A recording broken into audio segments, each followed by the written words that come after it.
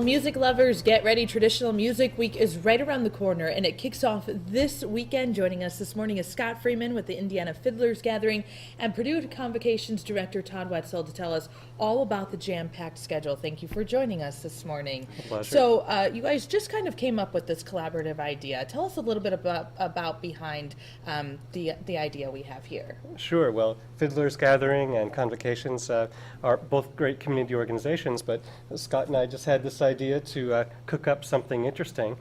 Convocations already had on schedule the Jamie Lomax project. It was a great weekend event, and Fiddlers Gathering had an event that they were deciding to put together. And we said, hey, why don't we band together?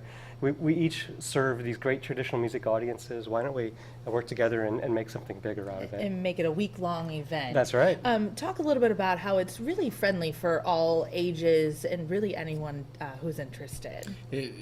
That's true. We actually, with the Fiddlers Gathering event, we will start on Wednesday, April 1st, and with an all ages and all ability music jam session at the Tippecanoe New Arts Federation, and then it just kind of culminates with a couple of workshops later on in the week, and with a big contra dance later on. And it's anybody's welcome, and it's very easy and very accessible. And let's talk about this weekend, what we have planned to kick off this event. Right. Well, we're coming up to the centennial. We just observed the centennial of the birth of Alan Lomax.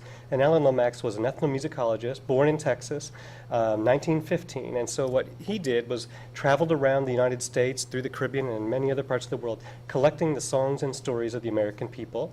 And he did it mostly for the Library of Congress. But in this process, he was traveling around the rural byways, recording with these, at that time, what we'd say today is very primitive, but they were state-of-the-art at that time, recording devices, and driving down roads that were rutted and everything with this equipment, recording the music of people from various parts of the country. And of course, we were an immigrant country, so it had all these great music sources.